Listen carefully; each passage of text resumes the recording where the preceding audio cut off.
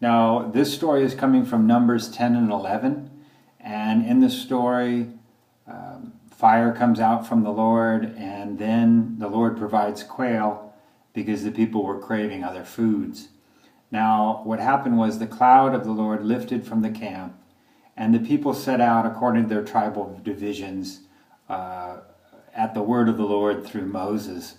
They would pack up the tabernacle, and the Ark of the Covenant would go before them, and Moses would pray, "Rise up, O Lord, and may your enemies be scattered."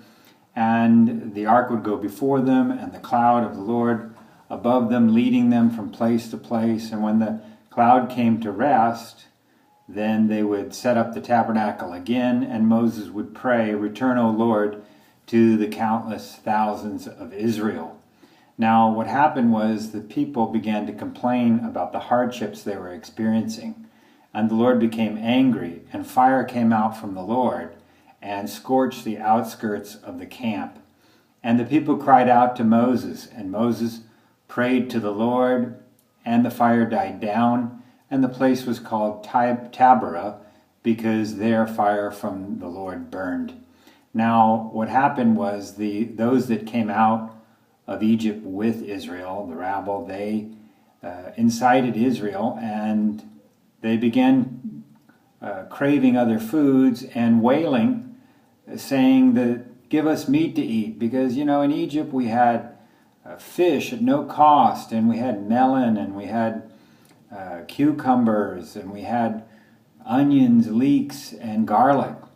But in the desert, all we have is manna, and the people would go out every day and collect the manna, grind it, bake it in pots, in cakes, and yet they stood at the entrance of their tents and they wailed, saying, "Give us meat to eat. We were better off in Egypt."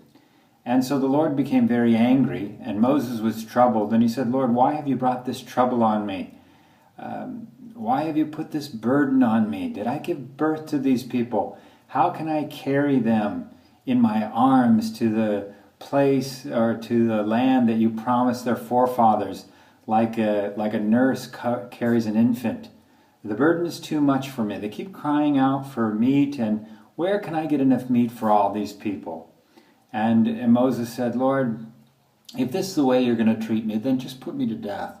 Because, Lord, I would rather die than to see my own ruin. So if I found favor in your sight, then don't let me see my ruin." So what happened was the Lord told Moses, "Go and get the 70 elders of Israel and bring them to the tent of meeting and stand there. I'll come down in the cloud, I'll speak to you, and I'll take of the Spirit that is upon you, and I will put it on the 70 elders of Israel, and they will be able to help you to carry the burden so you don't have to carry it alone. And I will provide meat for these people, and not just for one day, or 2, or 5, or 10, or 20 for that matter.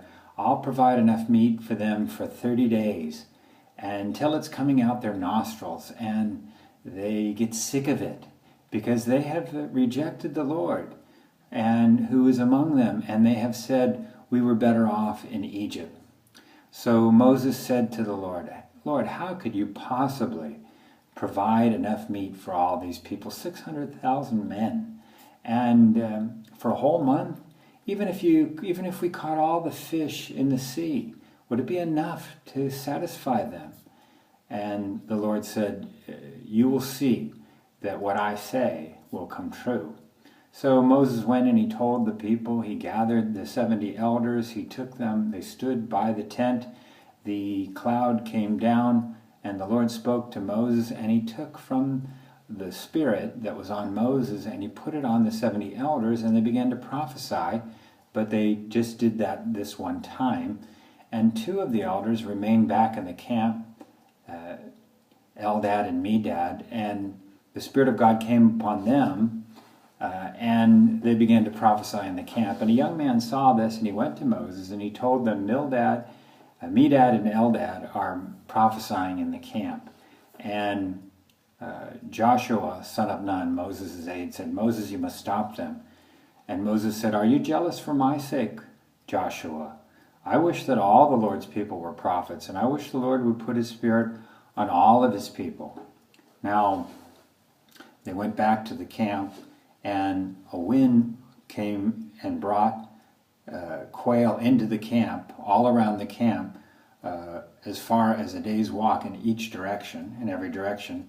And it was about 3 feet above the ground. So for the next couple of days, the Israelites went around collecting all the meat, and they had so much meat, and they ate. But before or while the meat was still in their teeth, the Lord's anger burned against them, and he sent a severe plague against them, and the place was called Kibroth Havatah, because there they buried those who craved other foods. And this is the story coming from Numbers 10 and 11.